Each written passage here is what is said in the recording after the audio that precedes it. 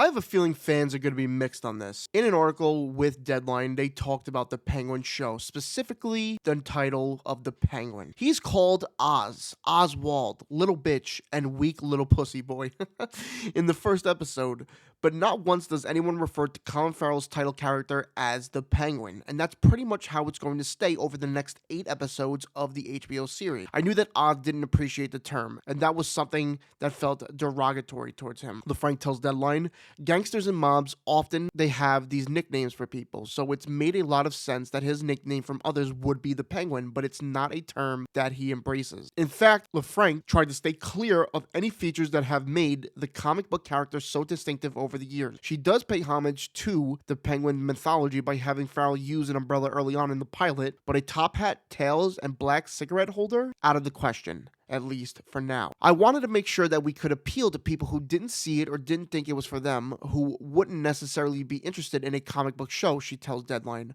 I don't view our show as a comic book show. I view it more as a crime drama, certainly a character-driven drama. I wanted to make sure we could appeal to more people because we're trying to tell stories that are relatable and a bit different. I do hope that people who aren't necessarily fans of the genre would be interested in the show. LeFranc even treats Oz Clubfoot with a bit of sensitivity. I'm trying to work from a place of empathy, but not as an excuse as to why he's the way he is. It was important that we filmed it when we chose music for it that we didn't have saturn music. It's not something that's supposed to say, oh, look at Oz, poor him. He doesn't view it as that, and that's not why Oz is the way he is. That's not something that Oz discusses with other people, so it just didn't feel appropriate.